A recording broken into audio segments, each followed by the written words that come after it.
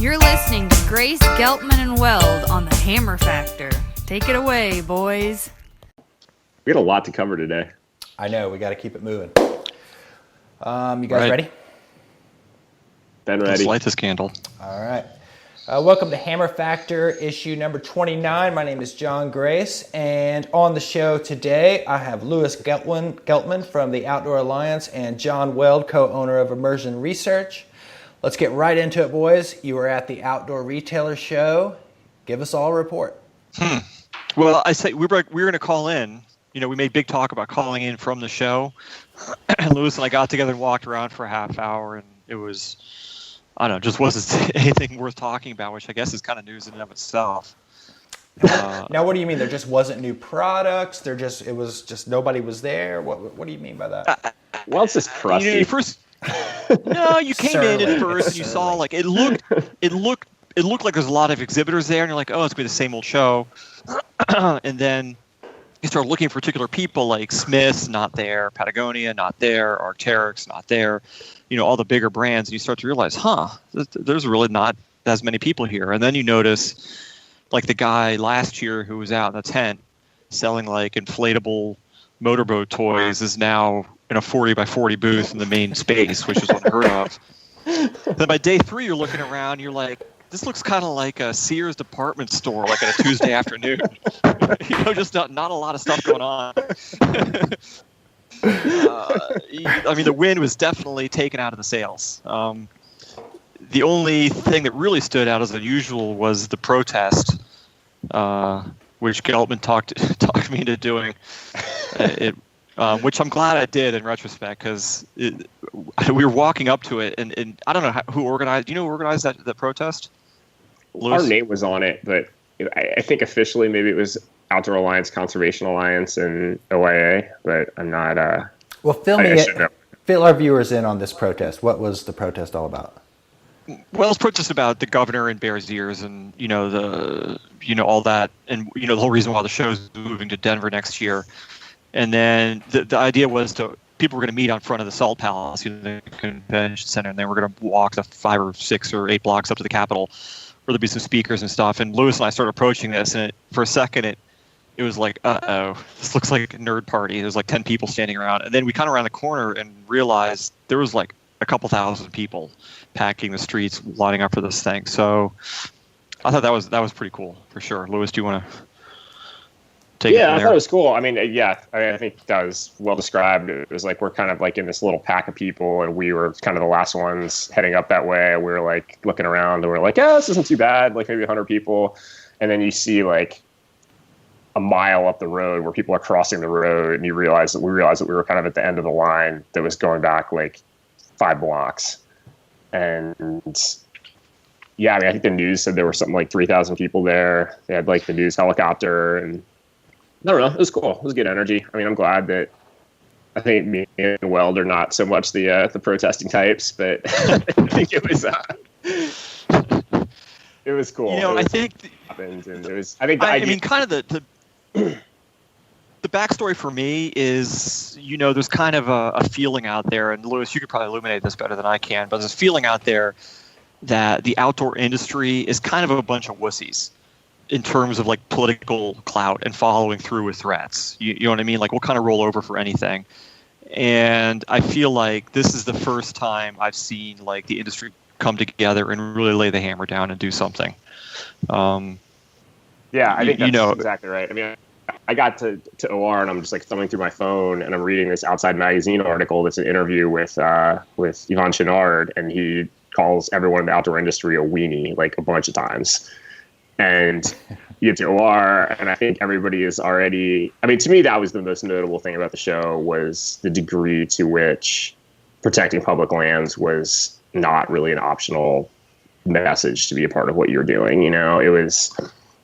A lot of these brands had left. The ones that were there, I felt like you almost got a little bit of a sense of guilt that they were there, and the idea that you have a responsibility to be an advocate on public lands issues seemed to be thoroughly absorbed. And it was cool to see that protest be as well attended as it was. And I I don't think anybody's over the moon about the Outdoor Retailer show leaving Salt Lake and going to Denver. I mean, it's going to be a pain in the ass. It's a hard thing for OIA. It's going to be tough for, locals who don't really deserve to take that kick in Salt Lake City. But at the end of the day, I'm super glad to see the outdoor industry like standing up and doing something and saying like enough is enough. We're not just going to talk about this stuff. We're gonna act on our values and this stuff, and that was good to see. Killer. So outside of the march and the protest sex and all that.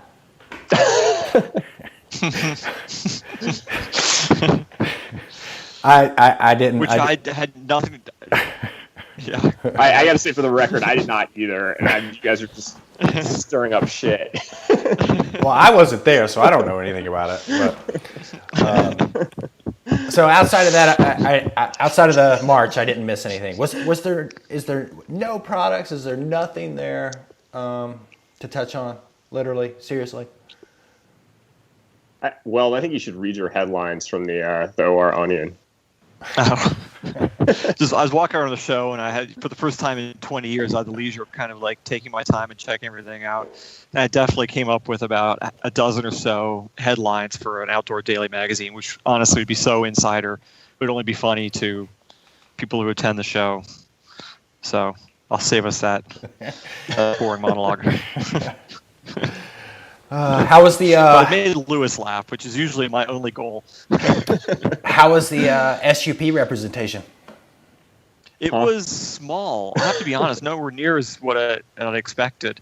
I think one of my headlines actually was from my magazine was that the show organizers boast that SUP is now 40% contained at Outdoor Retailer with full eradication for 2020 expected. So I think they're moving along in a great direction in that regard. I don't know. I think maybe they're going to this Surf Expo. But honestly, who cares?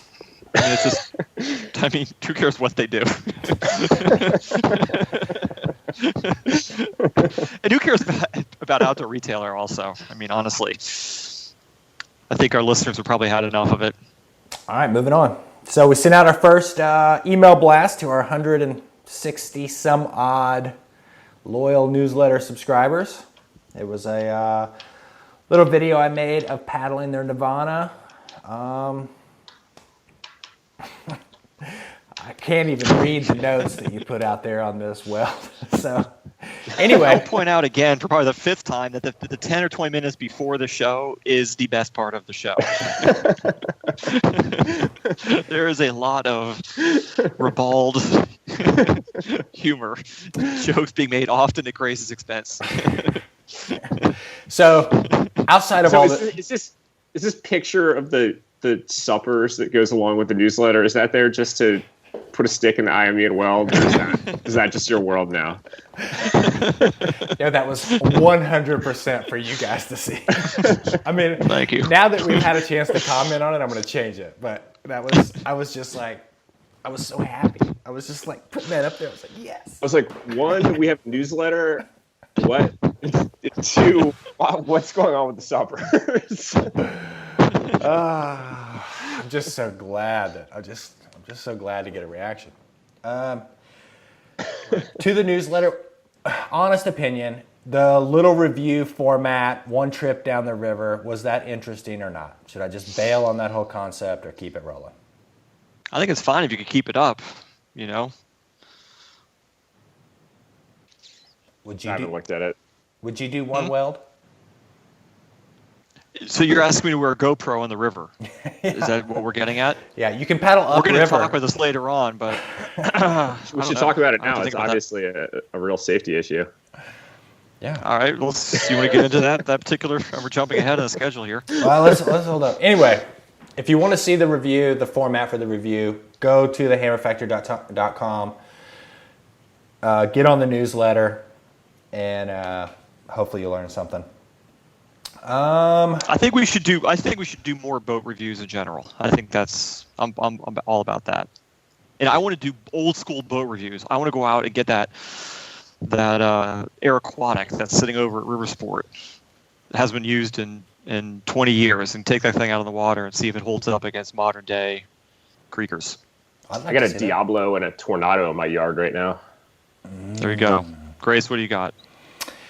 I got a prototype Spirit, and I got some kind of Perception wave hopper out here. I got a bunch of old boats. All right, we should make a promise 1 week to go out and paddle one of these old boats and come back and review it. I'm all about it. And it's funny you say that because some newsletter subscribers actually sent us that request. They were like, hey, that's great on the new boat, but let's see some of the old stuff. Let's see how it compares. So, great minds think alike, I guess. So the newsletter is not just for you to auto-flate yourself to build your own brand. All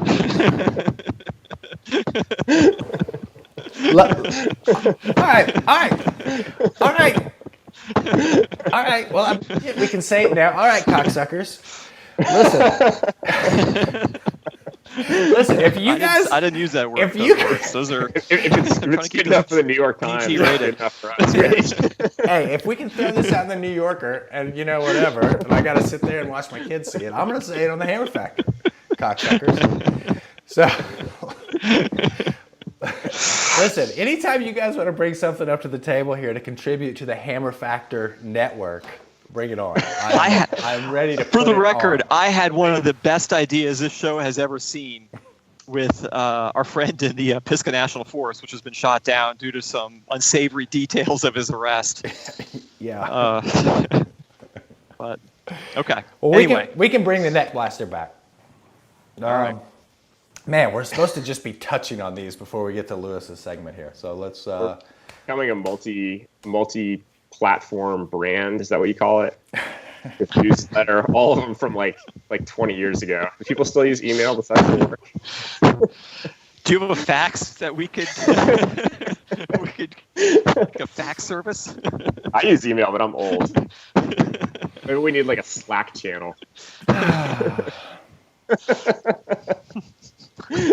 I can fill you guys in on some stats of the way things work, but I could get into why don't we use whatever. I'm going to leave it right there. If you want to see the boat reviews, subscribe to the newsletter, and we'll actually put it in the mail and lick a stamp. So there you go.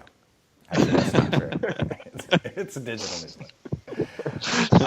6 to 8 weeks, you'll get your first VHS tape of Sean Face's boat.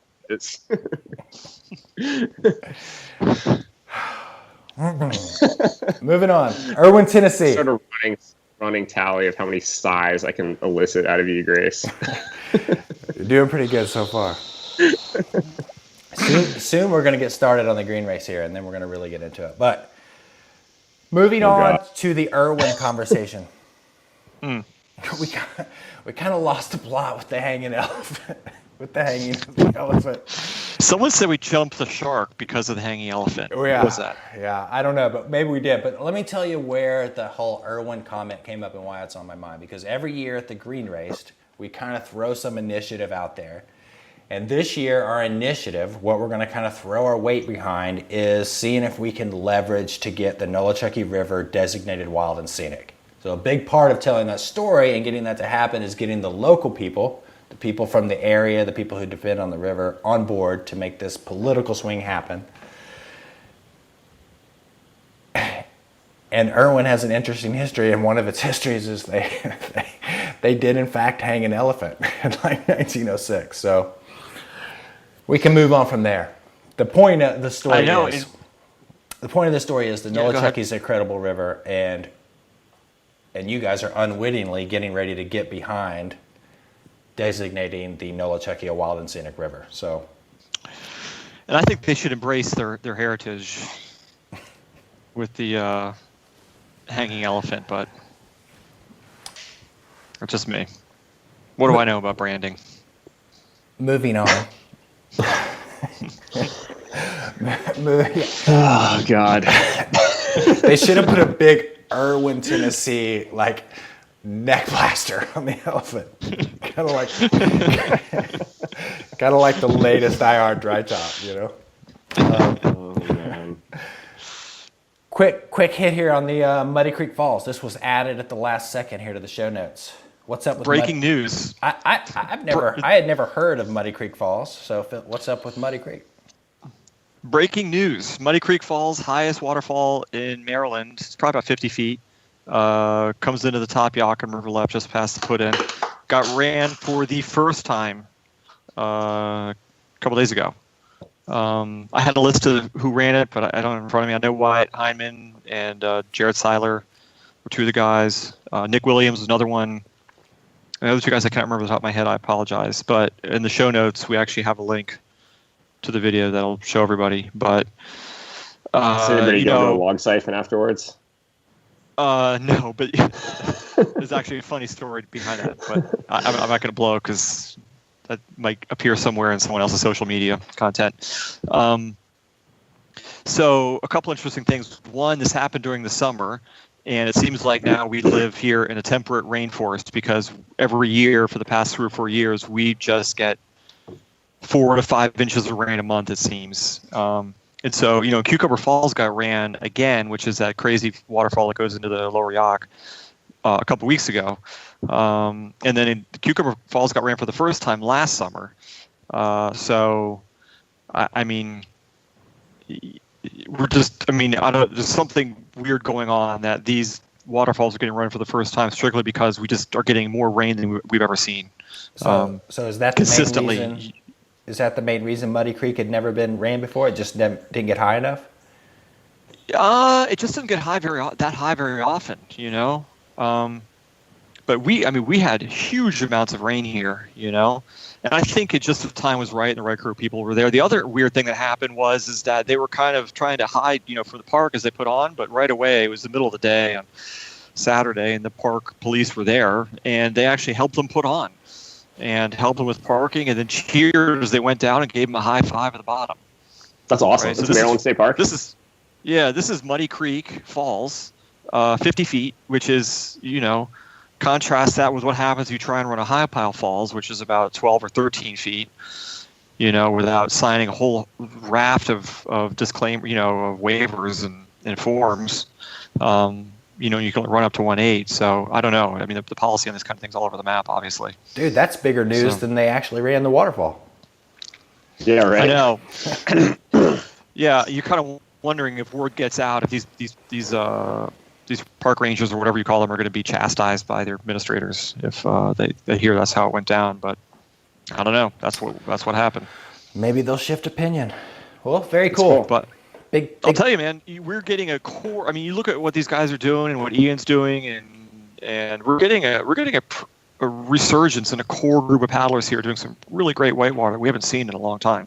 There's a whole scene going on here. I think part of it is the amount of rain we're getting is just making summer whitewater paddling epic. I mean, these guys ran Blackwater at just under 700 CFS last Sunday, I think. I mean, that's great. Big props to the Maryland, West Virginia peeps. Yeah. I got a theory on why nobody runs the Blackwater higher. I'm going to try this out on you. Okay. My theory is that I think at high water, the gnarliest rapid is the put-in. And it's like, I think you can walk down to the put-in, see that rapid, and be like, I don't know if I want to run this. And that still doesn't mean you should necessarily put on. That could be. I mean, I think the other thing is that we just have a much smaller boating community here. Like on a perfect summer day in the Blackwater, 400 CFS, you're likely to see 2 or 3 other paddlers there. If this was Pacific Northwest or the Southeast, it would be a very different story. You know what I mean? Yeah, I think it's also... So it's getting pushed up incrementally. You know what I mean? It's just not. It's just. Yeah. What's that? It's weird also that it comes up and down so fast. It's like really the best way to approach high water is to kind of like jump it up a little bit at a time, and it's like and that's what's happening. You're always running it on the way down up there. It's not like you can get a run at 700 and then go the next day and get it at 800. It's like you might wait another. That's true. Before you get a chance. But that leaves one. It really leaves one big drop unrun in this area, and that's Blackwater Falls, which is probably 70-ish feet when it's running. You'd always speculate if it was that same waterfall was in somewhere near Hood River, it would have been run 1,000 times by now. But as of yet, that drop has not been run. What's the I think there's some legalities legal of that implications one? of that. Oh, okay. There is some. I don't know where do you separate the rumors from the truth on that issue, but there's a lot of people saying that it shouldn't be done for legal. We'd get in big There's trouble or the definitely Blackwater been become some, legal. there have definitely been some access issues on the Blackwater, and I'm sure that would not help. But yeah. So I don't know. Run it and keep it to yourself, or just tell. Have you guys seen? Well, Geltman, have you seen the Blackwater at a runnable level, the falls?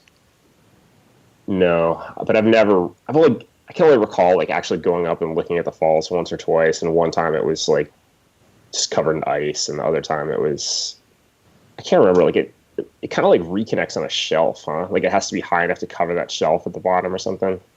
Yeah, I mean, to me, there's a big. When I saw it, and I don't have a huge selection of experience to pull from, but you kind of want to run it. You want to run it over to the left side, and on the approach, it's a huge, 2-foot high boil that's about 30 feet across. You have to paddle up on top of, and be able to get across this boil to get your boat lined up to run off the falls with some kind of correct vector. And that's dicey because you could go up on that boil and get shed off like really hard to the right and have some real serious problems. That to me was the biggest obstacle, but it definitely looked doable. It didn't look impossible, that's for sure. It looked very ballsy though. Someday somebody will run it. It's going to get run sooner or later for sure. We'll see what happens at that point. But all right, well, we're 20 minutes in, guys. Let's move on. I had an article that I brought up to the team here about the pursuit of energy independence at the expense of public lands. I guess this is a new initiative to getting pushed through to, I don't know, kind of put energy extraction ahead of all other user groups is kind of what I saw out of this. Do you want to touch on this real quick, Lewis, before we get into the feel-good story? Yeah, sure. So there's this executive order from Trump about energy independence, and it's about removing regulatory burdens to energy production, which is, I would say, of dubious legality because there are laws on how all these public lands get managed, and they get managed for multiple use. And, it's become this talking point of Trump and Zinke that we're after energy dominance. And I mean, I think that what they mean is maybe in an international context, but it's sort of an easy turn to say that what these guys are really talking about is energy dominance over other uses of public lands, which is not really legal. There's a secretarial order implementing that executive order. It did some things that are pretty bad, like kind of shortcutting the ways in which climate gets considered in land use decisions. It gets rid of previous secretarial order from the last administration on mitigation, which means that if your energy use messes up a recreational resource, you have to mitigate for that by, protecting something somewhere else or helping develop a new trail system for the one that you ruined or whatever. That got cut. There's some requirements under the guidance for implementing the executive order that they're supposed to consult with significantly affected entities or something along those lines. And we sent a letter asking that we be considered, OA be considered a significantly affected entity so that we can sort of consult on what they're doing with all of this. We sent that out maybe a week and a half ago, 2 weeks ago. Haven't heard anything back. I don't know what's going to happen with that, but there's a lot of stuff going on at the Department of Interior right now between this energy independence stuff. They're looking to make some changes to the planning regulations for BLM, kind of in response to them throwing out the whole update to the planning rule that was BLM Planning 2.0. We talked about this in like January when there was that Congressional Review Act vote to throw out BLM planning. So they're talking about doing something new there. And then we keep hearing these rumors about, political appointees in the back room, just like, drawing lines through the regulations they want to cut.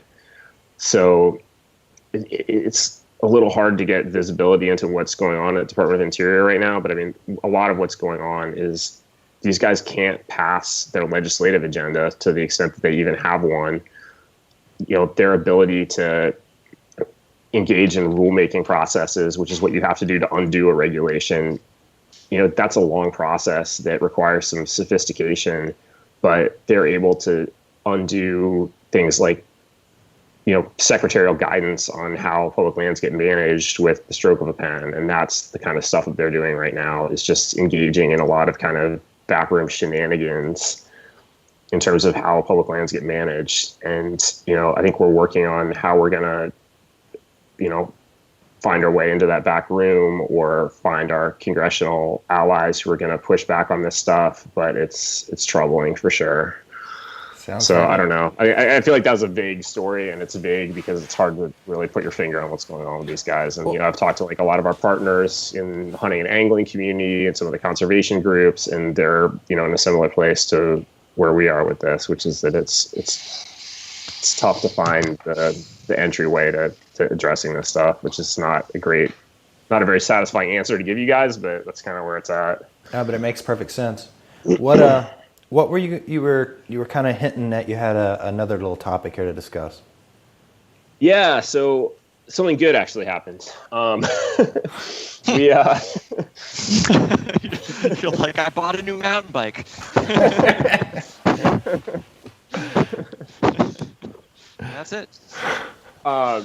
So we talked like in the past about forest planning, right? Which is this process that every national forest has to go through every 10 or 15 years, where they basically create a zoning map for the national forests. And it does things like determine where there's going to be logging, where are places that are, more important for their conservation values, how we're going to manage these pieces of public lands.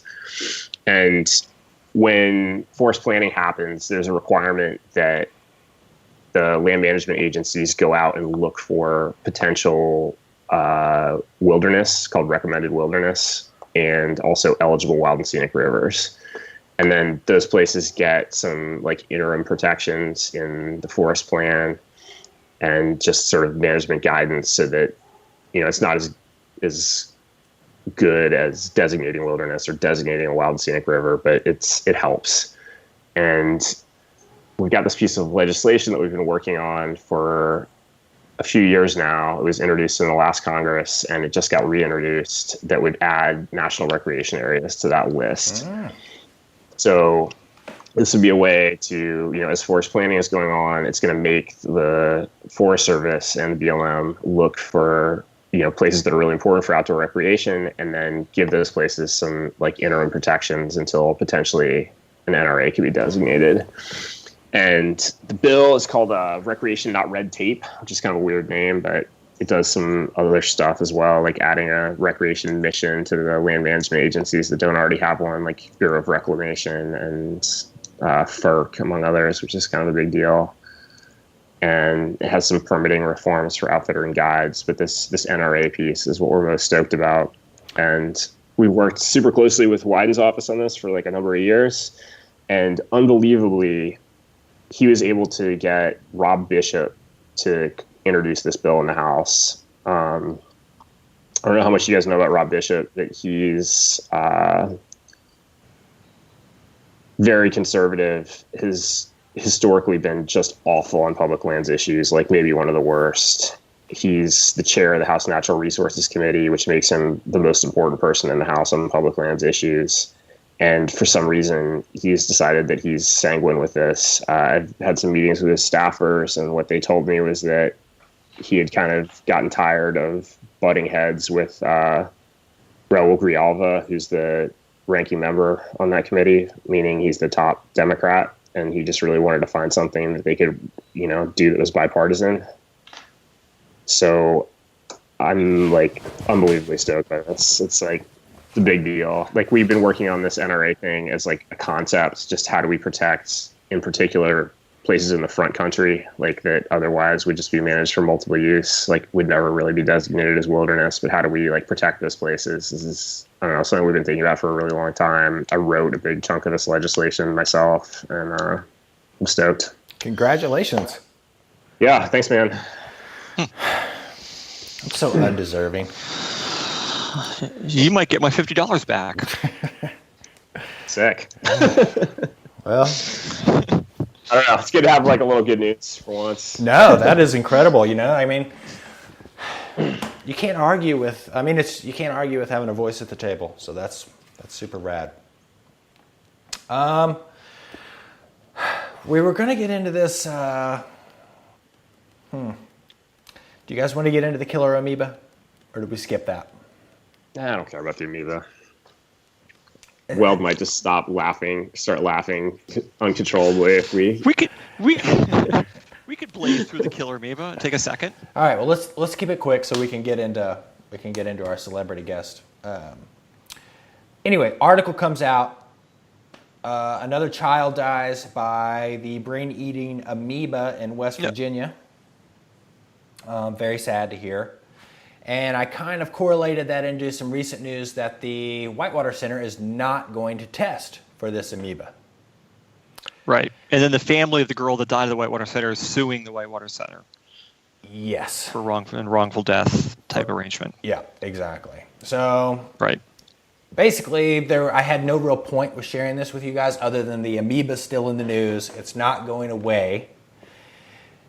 Well, hopefully it's gone away, right? Well, I mean, the amoeba itself has gone away, but the news of the amoeba is not going away because it's still popular. No, the amoeba is ever present. Yes. So we can't escape the Whitewater amoeba. Center stock plummeting as we speak. Well, in the lawsuit, they claimed one of the things that the lawsuit suggested that the Whitewater Center should have done is warned customers of the potential of a brain-eating amoeba, which I have to admit, it's not good for business. When you think, if you step back and look at it, that's not. If you're going to go rafting, you don't want to be warned about a brain-eating amoeba as part of the gig. Yeah, I mean, to put the lawyer hat on for a second, that is just like a boilerplate claim, and like any sort of like negligence or like liability suit is failure to warn. It's like whatever it is, you're like failure to warn. That's like just something that gets thrown in every time, but well, this is a very sad thing. I can't joke about it, but God, the Hammer Factor has taken a dark turn, man. It's just laughing about hanging elephants and brain-eating amoeba. You guys are sick. It's kind of macabre for sure. Don't exclude yourself, Lewis. One of these days I'm going to record the pre-conversation. Seriously. Hey, man, you guys blackmail you.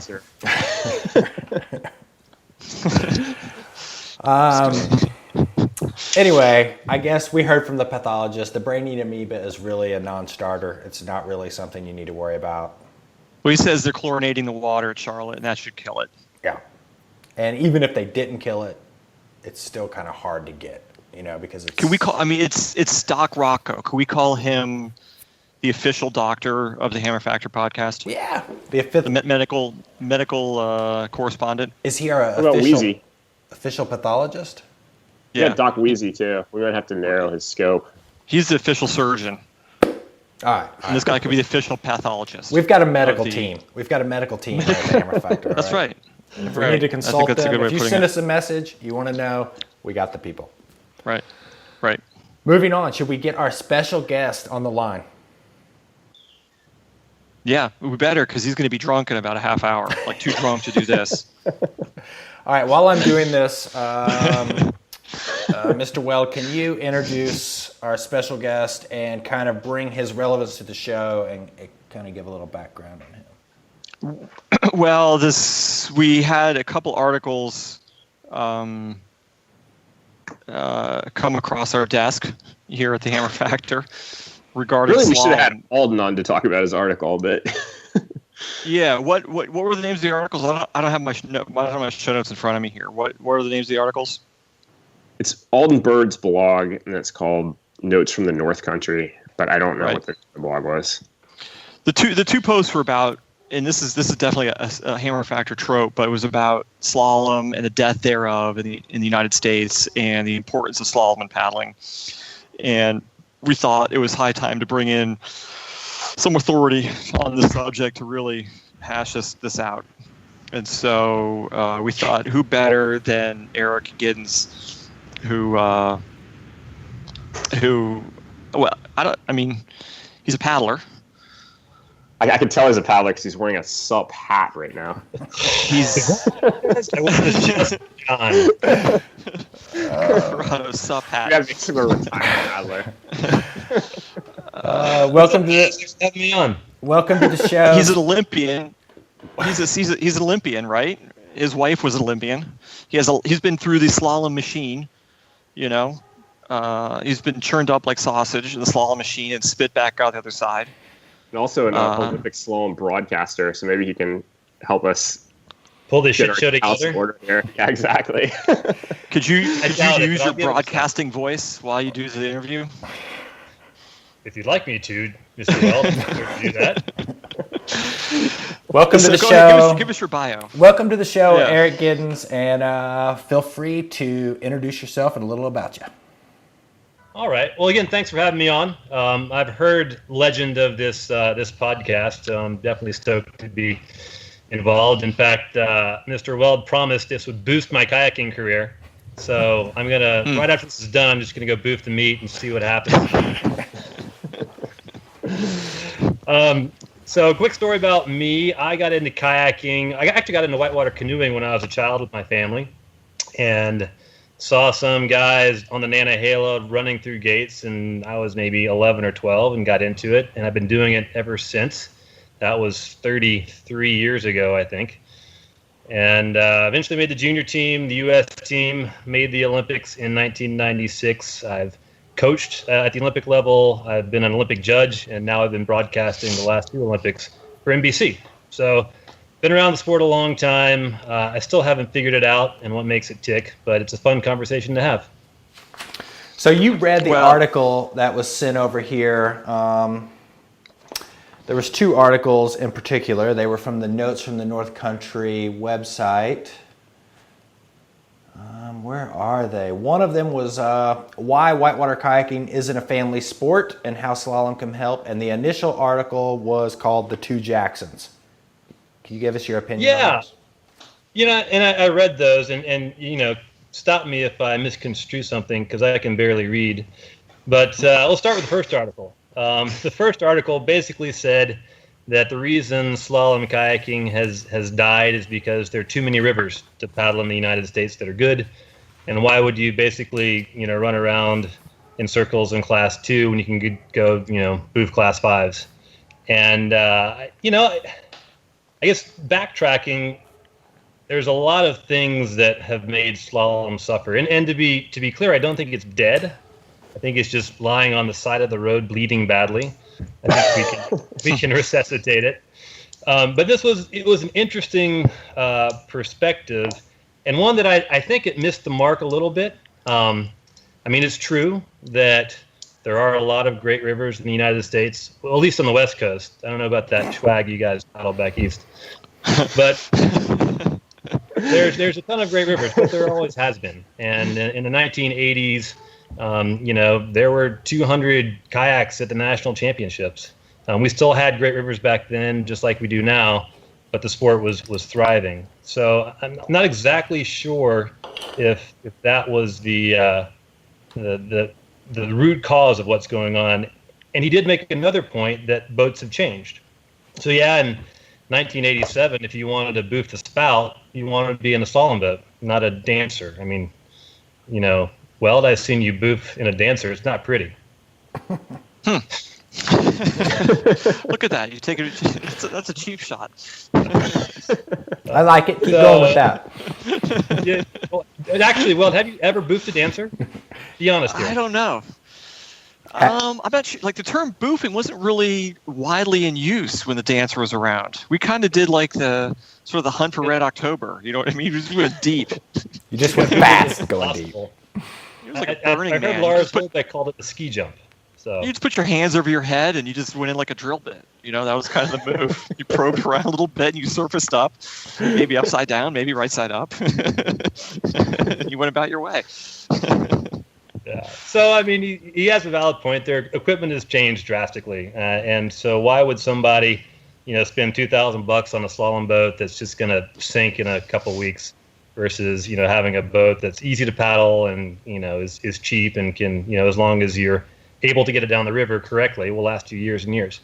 But I think, this guy Alden, I think he kind of found the root cause as to why he wasn't participating in slalom and his attraction to recreational kayaks. I didn't see, a deep root cause in there. I mean, Lewis, you kind of love boofing the meat. Like, what was, the fact that, why were you doing slalom and running rivers? Yeah, I mean, to me, I think looking back on, kind of the slalom heyday in the 80s or early 90s, like in the 80s, if you were running the upper yacht, you were like an expert. Like that was kind of, I mean, I don't want to say, I think in other parts of the country, maybe people were paddling harder in whitewater, but in the East Coast, like if you're running the upper yacht in the 80s, like that was kind of like towards the top of the sport, and you could do all that stuff in the slalom boat.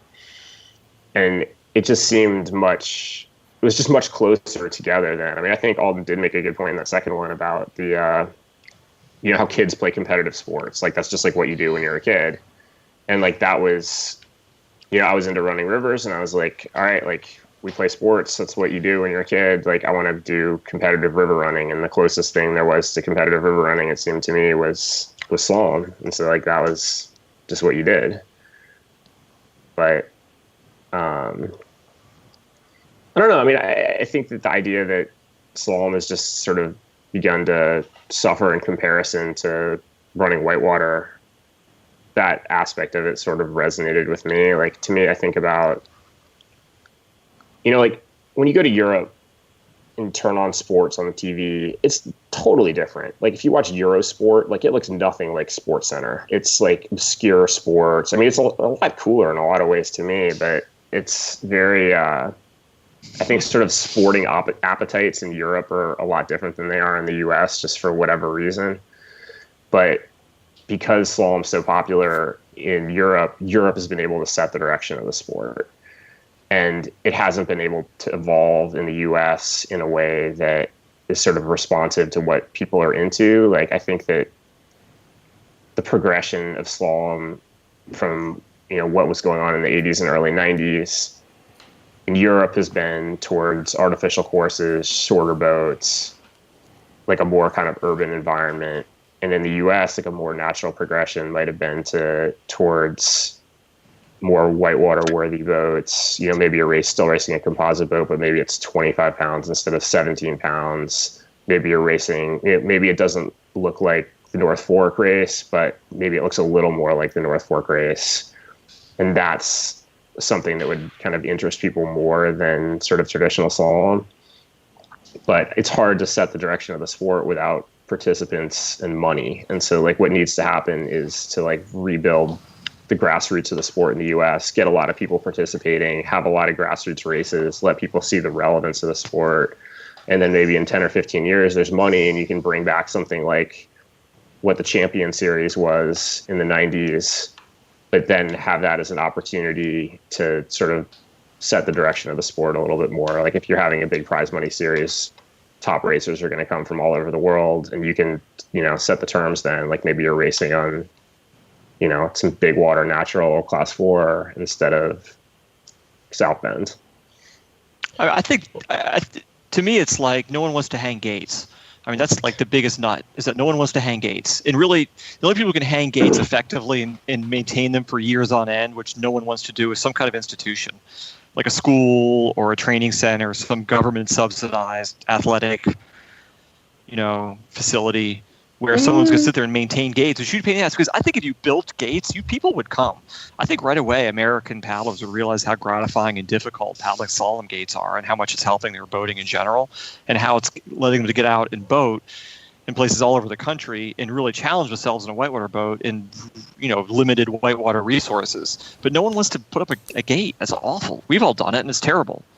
See, I disagree with that. We had gates here on the ledges, and they were just in the way and an eyesore, so we ended up moving concrete and getting them all out of there.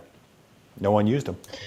They were there. Well, I think you guys are all touching on a lot of things, or what I think are the root problem. And Alden touches on it, I think, a lot in his second article, which I think was much more on point. It comes to opportunity and getting youth into the sport. And I think back in the 80s, I got involved through my local club, the Atlanta Whitewater Club. And that's what kids did. Parents did it, kids did it. You all went to the local club, and because you lived in a city, you couldn't go kayaking every day, so you'd go in the local slalom course and get into it through that. So I think the death of the local whitewater club is kind of part of it. I think we lost touch on our priorities of getting people into the sport, and kind of had more of a priority on getting people on the U.S. team, and that kind of cut out the foundation from underneath us. And that's I blame the USOC a lot for that. When we first started, we were announced to be in the Olympics in '92. They put a lot of money into the foundation of the sport, and it was great. We started to have these camps where young whippersnappers like Louis Geltman would show up and get free coaching from whitewater greats like Eric Giddens, and it was good. And then after '96, that's about right. Funding got tight, and they tried the good old American approach of, well, we'll give money to the people at the top, and that'll be the incentive for those at the bottom to try to get there. And what happened at that point in time is a lot of the clubs had turned into racing clubs as opposed to just general whitewater recreation clubs. And then things started to fall apart because there was no more funding. And people were expecting to get money, like coaches needed money. It wasn't people volunteering their time. So, and he brought this up a lot in the article, just getting kids into the sport. So I think that's our biggest challenge moving forward. If we want slalom to survive, which, maybe John Grace, you don't because you've always hated slalom. Maybe we need to get kids into it and realize that, hey, as me as an ex-slalom racer, I'm gonna have to volunteer my time and hang those stinking gates up and get a few kids out there and coach them a couple times a week, and go from there. And then having the local series, like Lewis mentioned, the Colorado series, the Champion Series. We used to have a series in the Southeast, the Dixie Cup. Those were things as a kid I looked forward to. You could race 3 or 4 weekends in a row and not drive 8 hours. You could drive an hour and a half or 2 hours each way and have a great time. So those are the things that I think we can do a lot better on moving forward. Will it save the sport? I don't know. Why does the USCKT fail to do anything like this year after year? I think Giddo was right on. It's this idea that all the money has to go to the top of the sport, and I think the reason is that the sport is run by the parents of high-level junior racers and the people on the national team, and everybody is just sort of fighting all the time for their own piece of this little tiny pie, and there's nobody really in that conversation who's really pushing to invest in the very, very lowest levels of the sport. And I think that that's just essential to all of it. I agree, Lewis. And the problem is the pie gets smaller and smaller. We get more vicious about trying to get that piece of the pie. And we, at some point we need to be sort of altruistic. And if you go back and think about it, so John Lugbill and Davey and Kathy and all those guys, when they started in the 70s, they weren't getting big checks from the USOC or from USAC. They weren't getting coaching. It was just a passion of theirs. They figured out ways to make it work. And I think the failure of, and I should use this carefully, but the idea that just because we're good at something means we should get a lot of money, okay. I think that needs to go away. I agree. And I think that building that base of the sport, it's like an investment in fundraising too, right? It's I don't know if you remember back when Clyde's is a restaurant chain in DC, and they sponsored all the slalom racers in DC. Yeah. And I'm sure at some point it was the reason that happened is because the guy who owned that restaurant chain was just somebody this guy Stuart Davidson, and he was passionate about kayaking and about slalom, and he wasn't a slalom racer, he was just a kayaker, but he saw that there was relevance between what he was doing and what these folks in the national team were doing. And it's you have to have that broad base of interest in the sport. If you make opportunities for people who are just, recreational boaters to, go paddle some gates, get a little coaching, see that this helps you get better and that it's kind of interesting.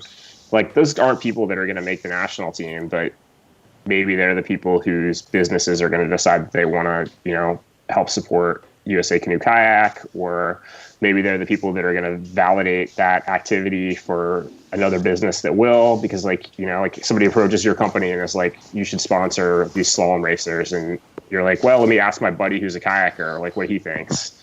And the guy who's a kayaker is like, slalom, like that's something that people wearing Lycra shorts do on concrete channels in Oklahoma City. Yeah, but it's along with that, I think a lot of our listeners might be a little confused as why we keep coming back to this as a subject. And I mean, the thing is I think we all know how much better you get at kayaking by practicing slalom, even in Class 2. And as soon as a guy who's an accomplished Class 5 paddler who's never paddled a gate has to do a clean 10-gate course in a Class 2 rapid, he can't, how helpless he is in that regard and how terrible it is. It's an eye-opening event. Like, they realize they don't know almost nothing in terms of how to read current, and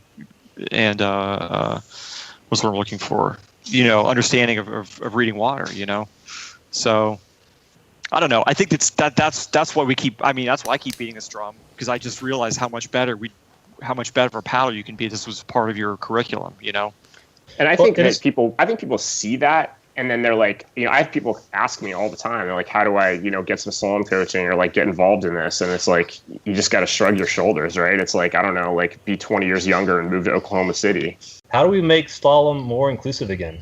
I mean, there's a couple of little nuggets in this article about sort of elitist, clicky spandex wearing. And I'm going to read an actual quote out of this, and maybe, Lewis, you can help me out in deciphering this. My lasting memories from those years are a lot of scruffy-looking 20-age racers chasing each other around the theater in Dickerson. Who is he talking about in that particular? You know what? I've discovered the downfall of slalom is Lewis Geltman's freaking fault. It's he was just wandering around in his spandex. And Ryan Bond. Scaring people away. Geltman and Ryan Bond. Ryan Bond. Yeah, that's the real cause right there. We'll have to get Ryan Bond on here to defend himself. I don't think that's a good idea. So anyway, it's fun to actually have this conversation. I mean, the fact that we're having this conversation means that maybe there's some hope down the road. But the bottom line is, I don't think there's any one magic pill. If that was the case, we probably would have done that a long time ago. But certainly trying to build the bottom structure of the sport back together, and that's kids. And you see it in Europe, and you see it in the United States. A lot of these kids that are starting to do well, their parents were paddlers, and you see it in Europe too. It's kind of one of those things, if you're born with a club foot, and then you have kids, your kid also has a club foot. So if you're a slalom paddler and you're born, your kid might also be a slalom paddler. So that's a great analogy. It's a curse that you have to pass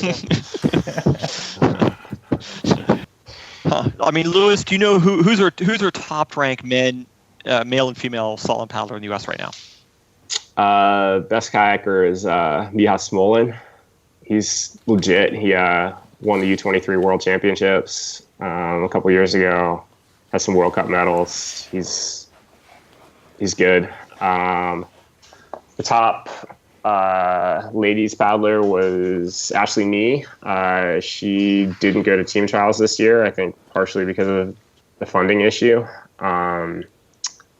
So I couldn't actually tell you who that leaves. See, I think what I've heard is that there are a handful of really good women's kayak racers, but they're like 15 years old, and like they're really good on There's that. a really good group of young ladies coming up, I think. Sage Donnelly is awesome all-around kayaker, but also, again, some kids, Davis and Liebfarth, their parents were paddlers, and they're getting into it, and they're doing really well. All right, there we go. Giddo, why aren't you on Upper Cherry right now? Because I had to brew the last couple of days. Is it running right now? Is that the word? Yeah, I think like today or tomorrow is probably the day. Start hiking. Today? Yeah, I got a beer festival this weekend in Mammoth. I'm still holding out for like Middle Kings at the end of August or something. Hopefully, I can get strapping my kayak on my back and do one big hoorah. We'll see. Man, I bet Middle Kings will be in next week. Yeah. One week from today. I bet you could start hiking 1 week from today. I saw it was down to like... There's so much snow up there still, Grace. I saw that Kings at Rogers Crossing was down to like 2,400 or something like that. Yeah, I think it's gonna be a while, I'm guessing, before it drops below 1,500. But we'll see. It's been a crazy year out here in California. There's been so much snow, so much water. It's been a great reprieve from our 5 years of historic drought. Yeah, man, Kernville, you guys are back on the map. Yeah, we've had over 3,000 CFS since January. It's been pretty amazing. Oh my God! Wow. And have you guys seen all those videos of Johnny and Evan running the cataracts at like 5,000 CFS? It's burly. Oh, yeah, I love it. Yeah, it looks sick. A lot of good points in that article. I could pick apart every little part of the article or whatnot, but I agree with the overall. I mean, it's good to be talking about it. I think there's a lot of momentum in that group, that explosion of paddle sports where everybody got into it in the late 90s, early 2000s, who are having kids and they're all looking to get them on the water some way. And I bet a lot of them are going to fall into the slalom category. So I'm hopeful. Well, one thing that'll be interesting is whenever they announce LA getting the bid, and hopefully slalom is in it again, I feel like that's a golden opportunity because, number one, it's going to be a long ways away, and we'll have a chance to get a lot of kids into the sport with the idea that they might make the Olympic team. But number two, Los Angeles is huge. Just the number of people that are there, and the ability to expose a lot of people to a whitewater course in a place like that. I'm hopeful that'll sort of lead to a resurgence. I guess we'll see. I don't know. It seems the Olympics doesn't seem to have a bad track record of attracting people into the sport. If you just, it looks like there's a correlation between the Olympics and the decline of slalom, but maybe there's no. Well, I think Eric has causality. I think Eric's got the secret sauce. Make it affordable. Make sure you're inclusive. Invite everyone. Should we encourage plastic boat manufacturers to make plastic slalom boats? Well, does that make sense? I don't think so. Yeah. I think you just put on more races for plastic boaters. So again, we've gone to our local race here, which has a really good turnout. We've gone to single poles, like 8 or 9, so you don't have to mess with too much. And people love it. You put padding on the poles. You don't count penalties. It basically becomes an obstacle course in a kayak. And, it's technically at slalom, but it's nothing close to what you're going to see on the Olympics on TV. Yeah, I feel like slalom has a great reputation in the Northwest right now between the North Fork race. We had a slalom race at Spirit a few times during the Little White race, and we've had a few beer slaloms. I feel like beer slalom really might be the... if that's the case, I'm coming out of retirement. You better watch out, Gutman. I'm coming out of retirement for that. I kind of decided I'm old to keep organizing it, but who knows? Maybe I'll come out of retirement. Yeah. Well, if you need a sponsor, Kern River Brewing Company would happily, be your. We just need very, very good insurance in place. Yeah, sure. I'll get our local ACA rep on it. We need to make sure there's no amoebas in the water before anything went down. No amoebas. We'll definitely need some vomiting insurance. That sort of thing. All right, should we keep going? Yeah, we should keep going. I got more I could say on that topic, but anyway. Beer slalom. Moving on. We talked. You guys touched a little bit about money at the top of the circuit, and that comes into a few people fighting over the dollars. It kind of brought me to another topic that we kind of wrote in our show notes, a little bit about athletes in general, sponsoring athletes. Is the value of that money, what it actually does, the value of the sponsored athlete for the actual sport. John, can you elaborate a little bit on kind of what you were saying there with that little note? Maybe this is a question that we can sort of introduce today and pick up next week if we have some input from the listeners. But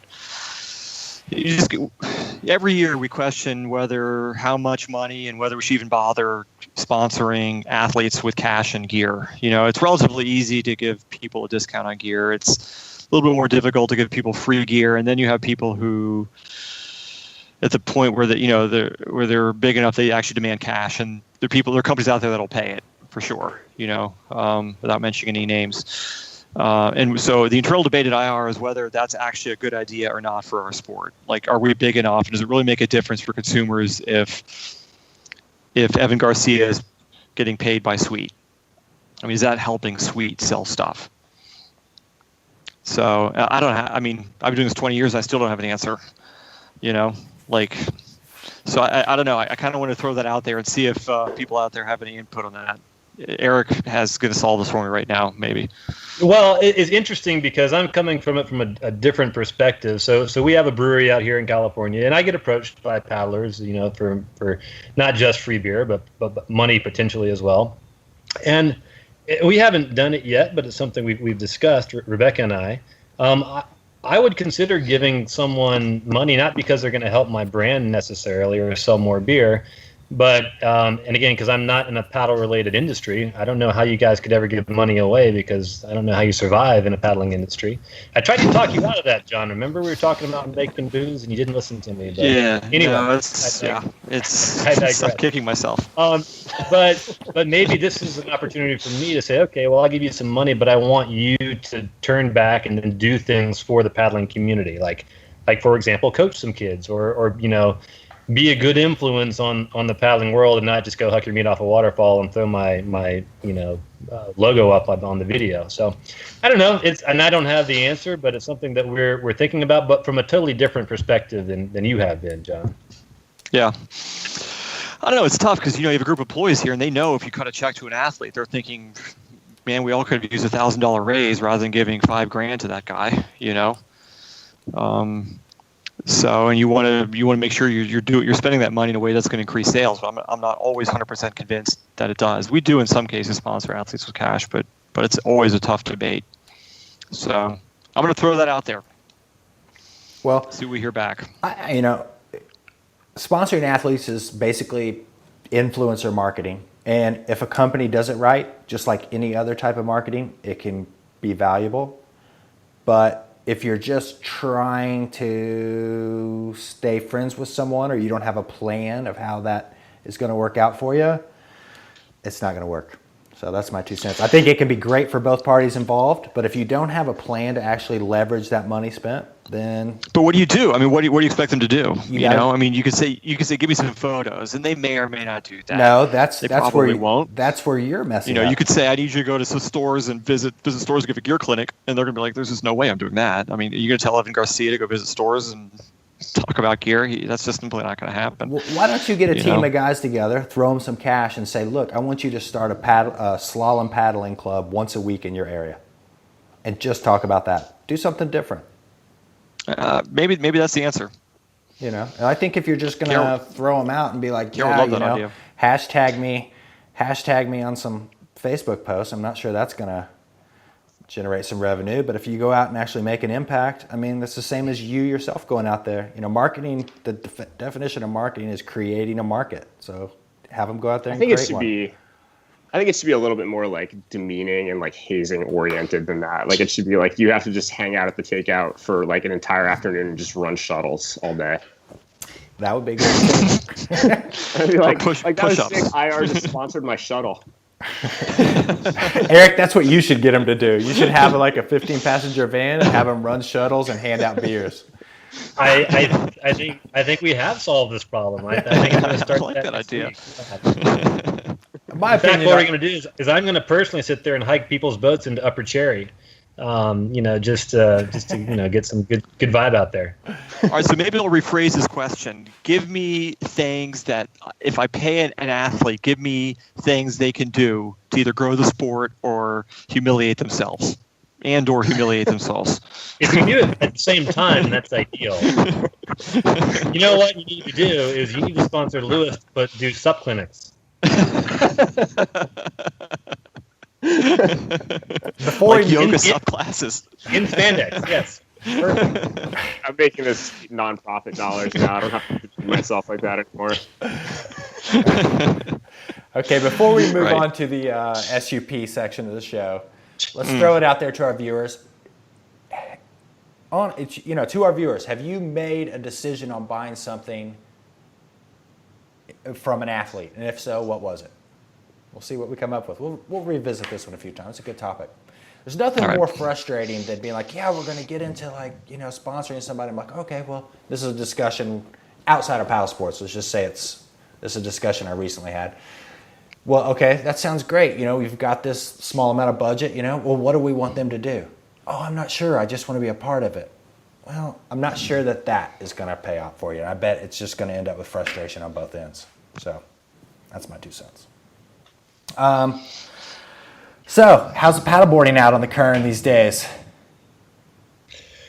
I don't know. There's been water, so I've been kayaking. But when there was no water for a long time, it was actually pretty fun getting into paddleboarding. Rebecca and I, we were in San Diego for a while, so we were surfing. And then this new sport came along where you could actually surf and hold a paddle at the same time. And it was like, holy crap. And in the ocean, it was actually advantageous. And then people started doing it on the river, and it looked like exactly the wrong tool for the job, but we tried it anyway. And it turns out, it is the wrong tool for the job. But when all you have is class 2, you might as well make it hard, right? So we've been doing it for a while, and Rebecca's been doing well. She made a bunch of money at the Pay at River Games, and we've been going to GoPro games the last couple of years and doing kayak and sup races. So it's been good. I have to admit, John, it's more fun than it looks. I've done it a few times.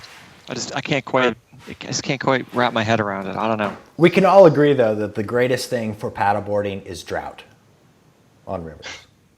Yeah, which we don't have. I mean, like I said, we live in a rainforest now. We get 10 inches of rain a month, I think. So it's just never ending. All right, guys. Yeah, I got a mountain bike and solved that problem. Oh, God, here we go. Right. All right. Guys, we're at our time limit. Favorite section of the show here, Rants and Raves. This is where our cast goes on a little bit of a rant or a little bit of a rave about something that they're stoked or not so stoked about. Who would like to lead us off with our rant and rave section? I got a rant. All right. Lewis, actually, before I start, Lewis, do you actually have a rant or rave this week that's been prepared? Lewis is going to contribute. I do, actually. I, as usual, did not have one prepared, but when you started talking about this sponsorship dilemma, one came to me. All right. Why don't you go ahead then? My rant is putting your sponsor logos on your stuff in a stupid way. Like, if you're sponsored by Immersion Research and cover your paddle and your boat in Immersion Research stickers, what I feel like you're saying with that is not, I like Immersion Research. It's, I'm sponsored and I'm using this gear because I got it for free.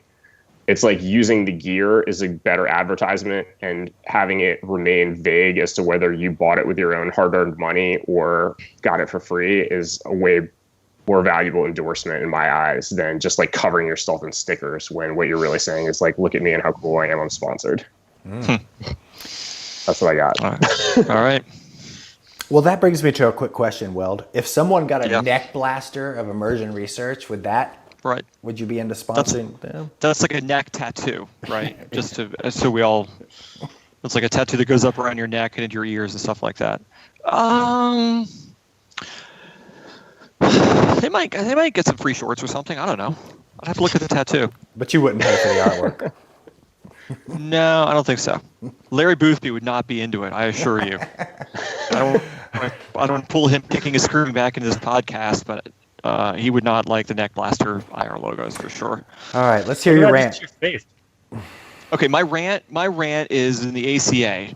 And Lewis, I'm sorry if I'm getting you in hot water about this, but we were at this outdoor retailer trade show, right? And, it's kind of a thing, I mean, people go there, spend a lot of money on booths, and it's a chance to put your best foot forward. And even in a down year like this year, you potentially can see thousands of people.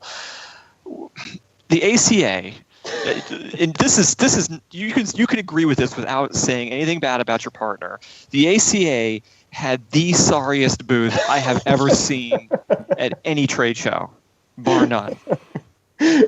This guy had a card table behind a door with like beer koozies and refrigerator magnets on it. And that was it, and some brochures. I mean, it was sorry. And I'm thinking, ACA, man, you got to get your head in the game. You know what I'm saying? We're fighting for our lives here, and you got koozies and magnets. The best part of this was that Weld was not just thinking these things, but accosting the dude behind the picnic table about it. I had no idea who it was. You're like laying into the intern. He's just like looking at this guy, and he's just like, Weld just walks up, and he's like, what is this? Like, what's going on here? The guy's like, we got some like beer koozies and magnets. And Weld's like, yeah, like what are you doing? I mean, they're hurting. I mean, they're actually spending money to hurt their brand by doing stuff like that. Yeah. Seriously. You know, they could take that money and do anything with that, and it'd be better spent than doing what they did there. That's my rant. ACA, if you're listening, you got to get your act together. That's not cool, right? Look at Lewis and Kramer. You got Kramer, who's basically the Abby Hoffman of the outdoor retailer, and a megaphone screaming at people on a stage. And Gelman's, you know, shit runner, podcast star. You know, in a suit, lobbying Congress, super happening. I mean, you guys have it going on. They should take a cue from your script. You know what I'm saying? All right, that's my rant. That's what I got. Eric, would you like? Give me a call, ACA. We got some talking to do. Yeah, at least he's teaching, right? Something. Would you like to chime in on this one, Eric? Do you have a rant or a rave? It's really hard to follow John up on that. But you know what? You can jump on the ACA bandwagon if you want. I'm cool with that. I'm gonna stay away from that one with a 10-foot pole. But well, you know what? Since slalom racers are always elitist and negative, how about if I rave about something? Is that allowed on the show? Bring it. When's the last time you actually raved about something? It's been a few weeks. They come up every once in a while. When he went, it's usually about one of us. Like Grace raved about himself one time.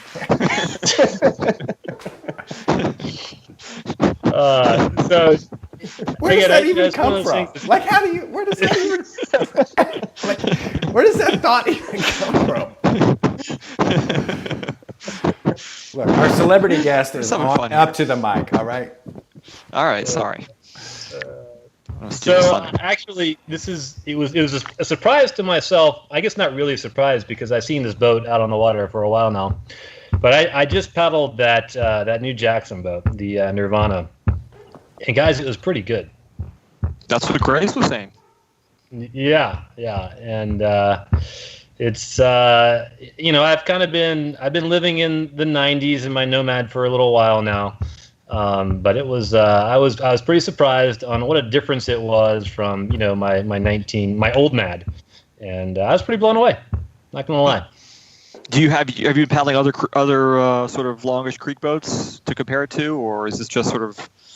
Yeah, no. The other day at GoPro, I jumped in an Infinity. Remember that boat from the late '80s? Yeah, and that came out. That's like from the Korean War. I mean, something recent. Well, yeah, and then Infinity. There is 5,000 people scratching their head right now trying to Google Infinity kayaks to see what the hell you're talking about. It's Corby Leith's favorite boat. I mean, if you paddle like a 9R, have you heard of a 9R? It's a boat by Piranha, who's a boat company from England. Who's Piranha? Right. No, you're right. I haven't paddled many modern boats. The green boat is one of my favorite boats. I got an Axiom. That's been pretty fun to paddle. All right. But it was just, I don't know, just kind of this whole new generation of boofy boats was pretty fun to try out. All right, that's the second rave for Nirvana we've had in as many weeks. Yeah, I think this is gonna tip me over the scales of actually having to try it. Yeah. Dude, you gotta watch that video I sent out, man, in the newsletter, Lewis. It'll educate you. Jackson kayaks, green, GoPro. Oh, speaking of which, we had on the show notes talking about whether GoPro cameras on a helmet is a safety hazard. Should we just touch on that real quick and get back to the last rant rave? We got to wrap this thing up. I'm gonna end here with a rave. All right.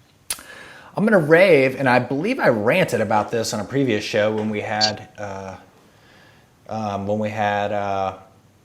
Luke Hopkins on to talk about the one wheel, but I've been one wheeling a little bit. I borrowed one and play, and I'm gonna rave on the one wheel. So, finish the rave, and I have a funny story. I'm gonna rave on the one wheel.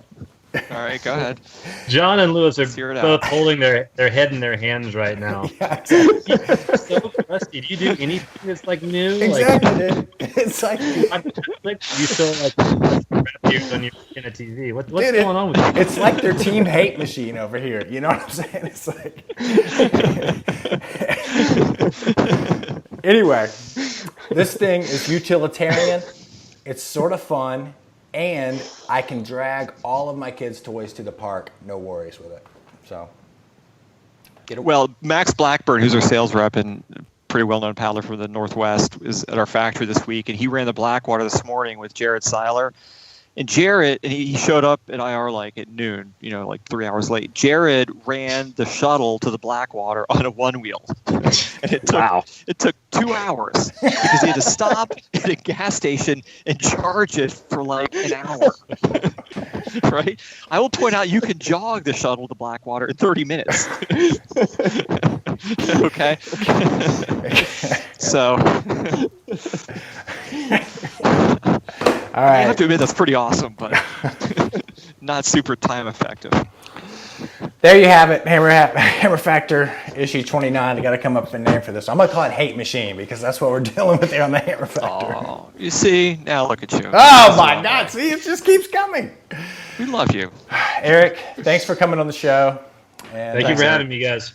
Really appreciate your insight on the whole slalom deal, and yeah, we'll have to. The offer still stands. If you want me to come back, just completely wasted, drunk, and just talk random stuff, just give me a call.